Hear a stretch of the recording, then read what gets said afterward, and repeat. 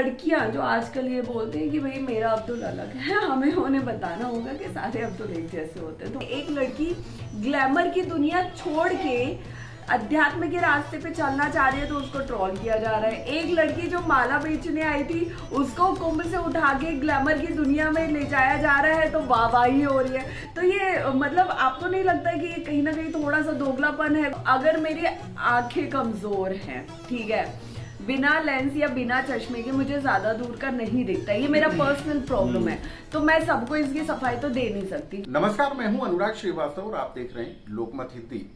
प्रयागराज के महाकुंभ में जहां सनातन के संगम को लेकर चर्चा रही, वहीं सनातन के साथ ही महाकुंभ में बनने वाले रील्स वीडियो को लेकर भी सबसे ज्यादा चर्चा रही हर्षा रिछारिया को लेकर, चर्चा रही मोनालिसा को लेकर, आईआईटी बाबा को लेकर।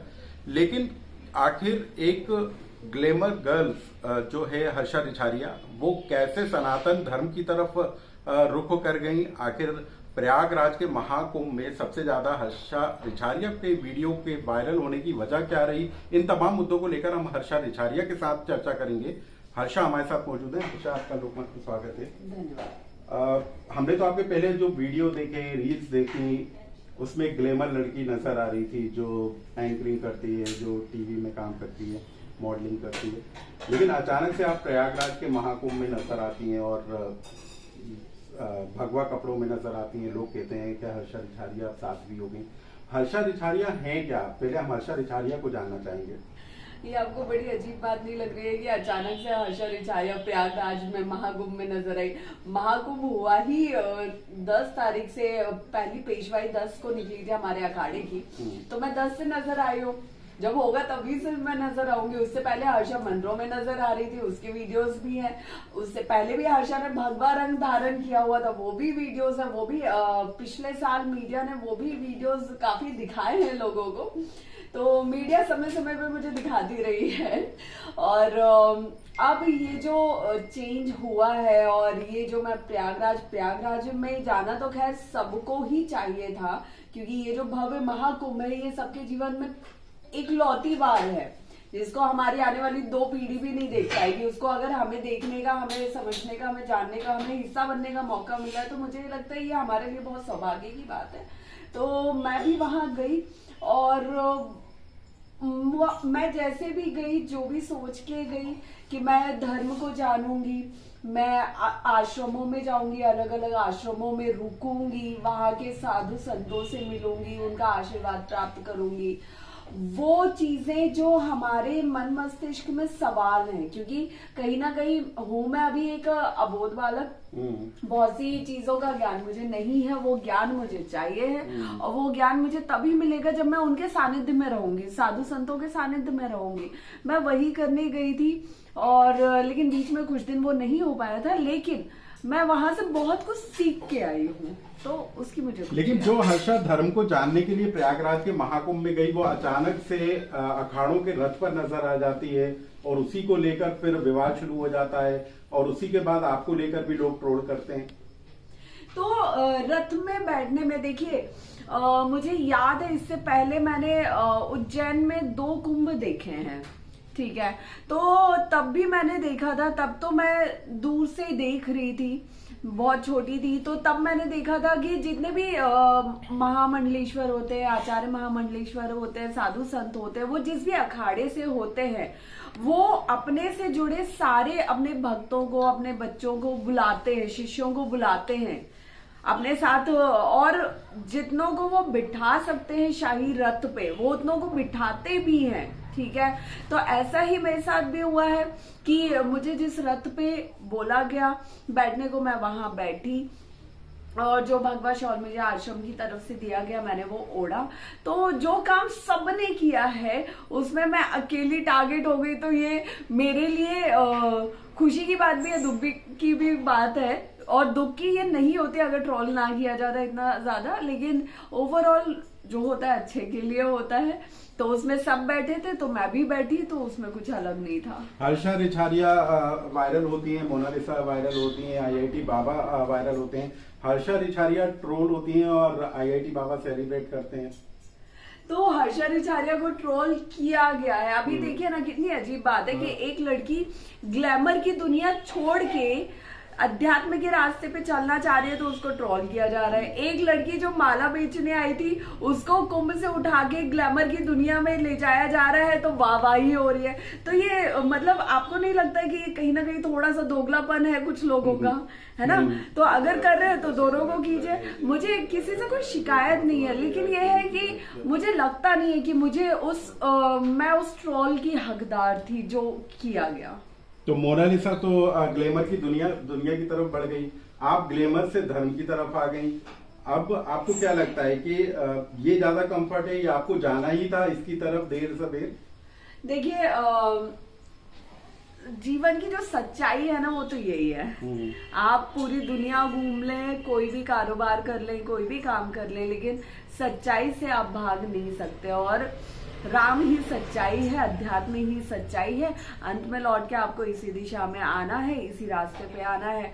अब कौन कब आएगा ये तो सबका समय निर्धारित है और सबकी तकदीर ने निर्धारित किया हुआ है। मेरा अभी निर्धारित था तो मैं अभी चल पड़ी। हर्षा, सब लोग ये जानना चाहते थे क्या हर्षा साध्वी है या फिर सनातन का प्रचार करने के लिए कुंभ में गई है, आखिर क्या है? हर्षा साध्वी नहीं है, अभी हर्षा उस लायक नहीं हुई है कि हर्षा साध्वी बन पाए, क्योंकि साध्वी एक बहुत बड़ी पदवी है। मेरे नजरिए से साध्वी एक बहुत बड़ी पदवी है। और जो साध्वी बनता है वो बहुत साधना से गुजरता है, तपस्या से गुजरता है, संस्कार होते हैं, साध्वी के लिए अलग दीक्षा होती है, सारी चीजें होती हैं। तो मेरा कुछ भी नहीं हुआ है। वो साधना करने के लिए मुझे लगता है मेहनत लगेगी, बहुत तपस्या लगेगी, तो बहुत कुछ होगा। तो मैं अभी उस लायक नहीं हुई हूँ कि मुझे साध्वी बोला जाए। और मैं एक नॉर्मल सनातनी लड़की हूँ और मैं बस धर्म के रास्ते पे चल के धर्म का प्रचार प्रसार करना चाहती हूँ, युवाओं को इससे जोड़ना चाहती हूँ और वही मेरा काम है। आप सनातन का प्रचार करना चाहती हैं, धर्म से जोड़ना चाहती हैं, लेकिन लोग कह रहे हैं कि आप आईलेंस लगाकर, जटाएं बांधकर और जो आपका लुक है उसको लेकर जो तमाम तरह के सवाल उठ रहे हैं।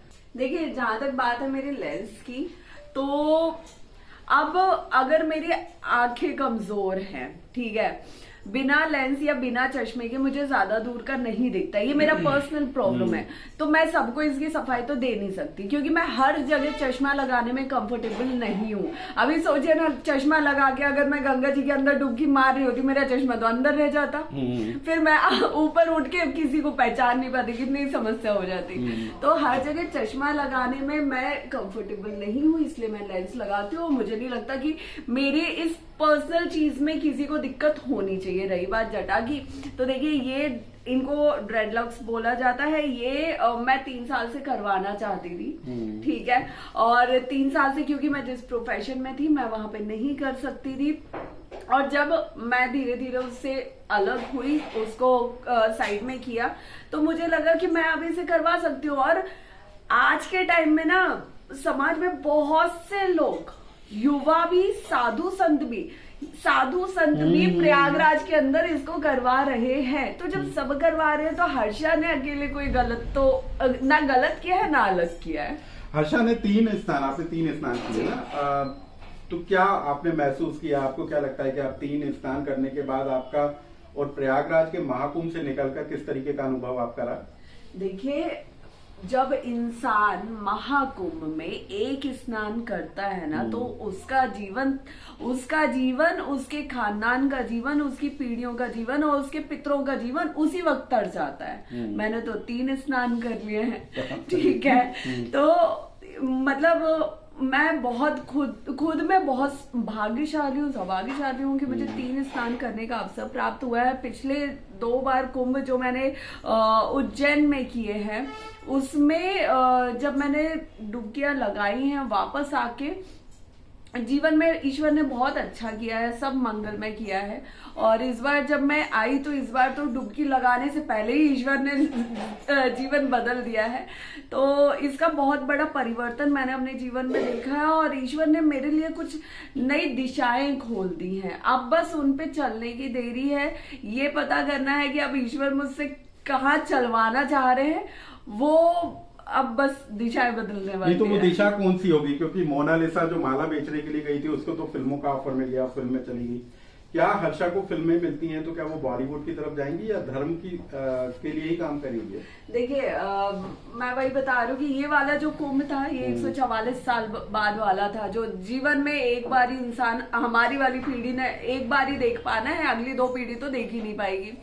अब जो मोनालिसा शायद उसने डुबकी भी नहीं लगाई है, उसके बाद भी उसके जीवन में कितना बड़ा परिवर्तन आया। तो जो भी उस भूमि पे था उस वक्त, भले ही उसने डुबकी लगाई नहीं लगाई, लेकिन वो जाने अनजाने उसका हिस्सा बना। उन सबकी जिंदगी किसी ना किसी रूप में आप देखना परिवर्तित हुई है।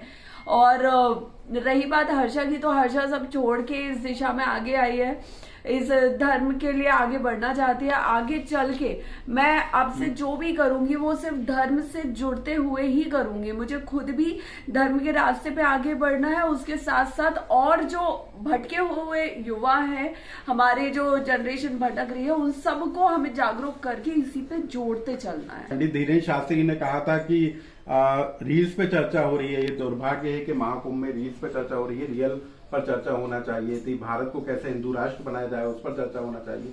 आपको नहीं लगता कि जिस तरीके से वायरल वीडियो हुए हैं, जिस तरीके से रील्स बनी हैं, उसको लेकर कहीं साधु संत नाराज थे? देखिए जो नाराज थे ना वो अपनी जगह सही थे। उसका सबसे बड़ा मैं रीजन आपको बताती हूँ कि ये जो कुंभ है, कुंभ से बहुत से लोगों को, खास तौर पे धर्म गुरुओं को, साधु संतों को बहुत सी उम्मीदें थी।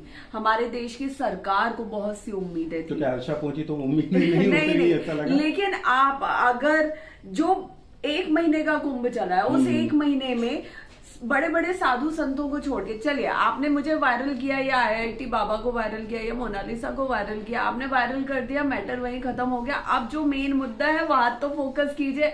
अब कुंभ निकल जाएगा, फिर कैसे आप दिखाएंगे वो धर्म, वो संस्कृति, वो पूजा पाठ, तंत्र मंत्र, यज्ञ हवन, वो कैसे दिखाएंगे आप? ये सबसे बड़ा समागम था हम सब के लिए, ये सबसे बड़ा वो अवसर था जो अब नहीं आएगा। तो अगर वो नाराज हैं तो वो बिल्कुल अपनी जगह सही है। तो ऐसा नहीं होना चाहिए था, आपको लगता है कि या अब ये ट्रेंड बन गया है? नहीं, देखिए ट्रेंड बन गया है लोगों को ट्रोल करने का। अभी महाराज जी को भी बहुत ट्रोल किया जा रहा है, तो ये एक ट्रोल बन गया, ये एक ट्रेंड बन गया है ट्रोल करने का कि बस अगर एक इंसान किसी को बुरा भला बोल रहा है तो भाई सब उसको फॉलो करो। आधे लोगों को वजह भी नहीं पता होती है कि आप जिसको बुरा भला बोल रहे हो उसके पीछे क्या रीजन है, क्या वजह है कि आप बोल रहे हो। बस 4 लोग बोल रहे हैं तो भाई हम भी बोलेंगे बिना वजह जाने। तो वो एक ट्रेंड बन गया है, लोग उसको फॉलो करते जा रहे हैं और लोग अपनी बुद्धि का, कुछ लोग अपनी बुद्धि का बहुत कम इस्तेमाल कर रहे हैं, जो कि नहीं होना चाहिए। और जो चीज जिस वजह से हो रही है या जिस लिए हो रही है, उस मेन उद्देश्य को हमें नहीं भूलना चाहिए। हर्षा, मैंने आपके कई वीडियो देखे। एक वीडियो में मैंने देखा कि आपने बोला कि सनातन बोर्ड बनना चाहिए। क्यों आपको जरूरत लगती है कि सनातन बोर्ड बनना चाहिए और किस तरीके से वो काम करेगा, क्या होना चाहिए, क्यों जरूरत महसूस हो रही है इस बात की? देखिए अभी आप देखिए ना, कितने ऐसे हमारे मंदिर हैं जो बहुत सालों पहले मतलब मुगलों के टाइम पे तोड़े फोड़े गए हैं, अपने कब्जे में लिए गए हैं, उनको दफना दिया गया है, सब चीजें हो गई है, ठीक है। अब कहीं ना कहीं अगर सनातन बोर्ड का गठन होता है तो उससे क्या होगा कि जो हमारे जो वो संपत्ति है, जो मंदिर है, धरोहर है, वो कहीं ना कहीं उन सबका जीर्णोद्धार होगा, ठीक है, उन सबका पुनर्निर्माण होगा। उसके साथ साथ आने वाले समय में धर्म से, सनातन धर्म से जुड़ी हुई, सनातन संस्कृति से जुड़े हुए जितने भी फैसले हैं वो सब उसमें हमारे धर्म गुरु ले पाएंगे। उसमें कोई भी अपने बोर्ड का नाम लेके और कोई भी संपत्ति पे ऐसे कब्जा नहीं कर पाएगा, ठीक है। तो कहीं ना कहीं जब किसी और का बोर्ड हो सकता है तो मुझे लगता है कि सनातन बोर्ड भी हो सकता है। युवाओं के लिए किस तरीके का मार्ग आप दिखाएंगे, यानी युवाओं को क्या इंस्पायर करेंगे, कैसे प्रेरित करेंगे, कि क्या आप युवाओं के लिए करना चाहती हैं? देखिए आने वाले समय में क्या होगा ना कि एक तो सबसे पहले युवाओं से पहले हमें युवाओं के माता पिता को समझाने की जरूरत है। ये मुझे पर्सनली फील हुआ है अभी पिछले कुछ सालों में, क्योंकि माता पिता पहले के टाइम में क्या होता था कि ना एक ज्वाइंट फैमिली रहती थी, दादा दादी बड़े पापा बड़ी मम्मी सब साथ में रहते थे। तो बच्चा रोता था तो भाई घर के बड़े संभाल लेते थे और वो भगवान की कहानियां सुना रहे हैं, किस्से कहानियां सुना रहे हैं, बच्चों को दादा दादी अपने साथ पूजा पाठ में बिठा रहे हैं, संस्कृति में बिठा रहे हैं, सारे संस्कार बता रहे हैं, हर रीति रिवाज समझा रहे हैं, हर त्योहार का महत्व, त्योहार के पीछे की वजह समझा रहे हैं। ठीक है, तो बच्चा माँ बाप के साथ साथ सबके साथ बड़ा होता था और सारी चीजें जानता समझता था। अब क्योंकि न्यूक्लियर फैमिली हो गई है, अब माता पिता दोनों को कमाना होता है, माताओं को आजादी चाहिए होती है, सब चीजें होती है। तो उसमें क्या होता है कि बच्चा जब रहता है ना, तो अब दोनों पेरेंट्स कमा रहे हैं, बच्चा घर पे अकेला है, या तो पेरेंट्स ज्यादा पैसा कमा रहे हैं तो घर पे एक आपने आया रख ली, मेड रख ली, वो बच्चा संभाल रही है, वो बच्चे को क्या सिखा रही है और कैसे रख रही है आपको नहीं पता। अब बच्चा अगर रो रहा है तो मम्मी काम में बिजी है, मम्मी उसे मोबाइल पकड़ा देंगी, वो मोबाइल में क्या देख के बड़ा हो रहा है आपको नहीं पता। तो बच्चे को वो जो धर्म संस्कृति से जुड़ी हुई चीजें हैं वो आप दे ही नहीं पा रहे हो, जहां नींव रखनी चाहिए थी वो आप रख ही नहीं पा रहे हो। फिर वो बड़ा होके बाद में पता चला कि उसे माँ बाप की ही अहमियत नहीं पता है। फिर वो आज हमारे वृद्धाश्रम क्यों इतने बढ़ते जा रहे हैं, कहीं ना कहीं ये भी तो एक वजह है ना। तो बच्चे को आप बचपन से ही उतनी शिक्षा, उतनी संस्कृति, उतना धर्म और रीति रिवाज के बारे में बताओ, बड़ों का माता पिता का अहमियत बताओ उन्हें, कि कल को वो आपसे दूर जाने के नाम पे रोते हैं। आप नहीं बताओगे तो कोई और कैसे बताएगा, फिर दूसरे तो बैठे ही आपका घर तोड़ने के लिए, है कि नहीं। तो ये सब चीजें बहुत जरूरी है। और उसके साथ साथ जो बच्चे अभी चलिए जिनको नहीं पता, उनका हम मार्गदर्शन करेंगे, उन्हें बताएंगे कि हमारे भगवान जो बोलते हैं कि भैया हमारे तो इतने सारे भगवान है, तो भगवान ने अवतार लिए क्यों है, किस वजह से, कब कौन से अवतार लेने पड़े हैं, वो हमारे ही कल्याण के लिए। अब कल को बोल दो कलयुग में कल के अवतार की क्या जरूरत थी, जरूरत है भाई, पाप इतने बढ़ गए, जरूरत है बिल्कुल। तो हर चीज हमें बतानी समझानी पड़ेगी और उसी आधार पे आने वाले समय में हम युवाओं के लिए काम करेंगे। ये भी बताना पड़ेगा, लव जिहाद को लेकर भी आपने बोला था कि उसको रोकने के लिए भी आप काम करेंगे। बिल्कुल, उसको रोकने के लिए भी काम किया जाएगा। लेकिन उसको लेकर तो कानून है, लव जिहाद को रोकने के लिए कानून बना है, तो आप कैसे करेंगे फिर? देखिए, कानून होना एक अलग चीज है और वो अच्छी बात है, लेकिन क्योंकि हमें लड़कियां जो आजकल ये बोलते हैं कि भाई मेरा अब्दुल अलग है, हमें उन्हें बताना होगा कि सारे अब्दुल एक जैसे होते हैं। तो वो कहीं ना कहीं एक मानसिक तौर पे शिक्षा की जरूरत है। अच्छा, हमने आपके पिताजी से ही बात की थी जब आपके सोशल मीडिया पे वीडियो वायरल हो रहे थे, जब बहुत ज्यादा चर्चा थी। पिताजी ने बोला था कि आपके लिए शायद कोई लड़का भी देख लिया है।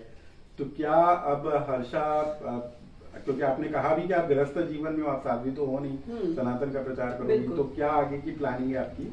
देखिए, आने वाले टाइम में जैसे अभी तक हर्षा को नहीं पता था कि हर्षा को महादेव यहाँ पे पहुंचा देंगे कि कुंभ से एकदम से मेरा जीवन इतना बदल जाएगा। तो आने वाले टाइम में भी महादेव ने क्या मेरे लिए लिखा है ये तो वही जाने, मैं तो कुछ अभी नहीं जानती हूँ। लेकिन जो भी होगा, कि मैं साध्वी बनती हूँ या मैं शादी करती हूँ, जो भी होगा, क्योंकि अभी तो मेरे लिए सारे रास्ते खुले हुए हैं। आने वाले टाइम में जो भी होगा, उससे पहले ये जरूर होगा कि जिस भी दिशा में मैं आगे बढ़ूंगी उसमें मैं धर्म के लिए काम करते हुए आगे बढ़ूंगी। मेरा मेन उद्देश्य, मेन फोकस उस पे है। धर्म की आपने बात की, हमने आपका एक सुना था कि आप भजन भी गाती हैं, इस गले में सिर्फ 2 लाइनें यदि आप सुना देंगी तो।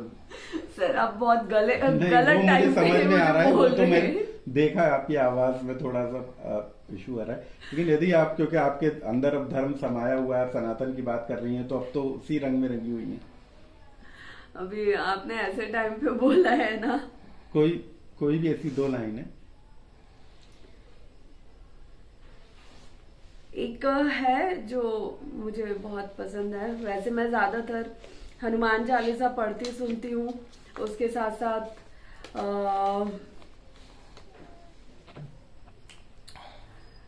एक ही लाइन गाऊंगी मैं। दो ओह माय गॉड। राम को देख कर श्री जनक नंदिनी राम को देख कर, श्री जनक नंदिनी बाग में जा खड़ी की खड़ी रह गई। राम देखे सिया माँ सिया राम को, राम देखे सिया माँ सिया राम को, चार अखियां लड़ी की लड़ी रह गई। वाह, बहुत बढ़िया। तो आशा आपको बहुत सारी शुभकामनाएं हमारी तरफ से कि आपको जो भी दिशा अब नई नजर आए, आप उस दिशा पर आगे बढ़ें और उसमें नाम करें, रोशन करें। तो हर्षा रिछारिया थी जो कि प्रयागराज के महाकुंभ में अपनी रील्स के जरिए, अपने वीडियो के जरिए पूरी दुनिया में छाई और उनके वीडियोस को लोग पसंद कर रहे थे। हमने जानने की कोशिश की कि आखिर वाकई में हर्षा ने प्रयागराज के महाकुंभ से क्या हासिल किया, क्यों वो धर्म की तरफ बढ़ रही है और आने वाले दिनों में वो किस रूप में नजर आएंगी, क्या करती हुई नजर आएंगी। इन तमाम मुद्दों को लेकर हमने हर्षा से बात की। तो यदि इस पूरे एपिसोड को लेकर आपका कोई सुझाव या कमेंट्स हो तो हमको कमेंट्स बॉक्स में लिखकर जरूर बताएं।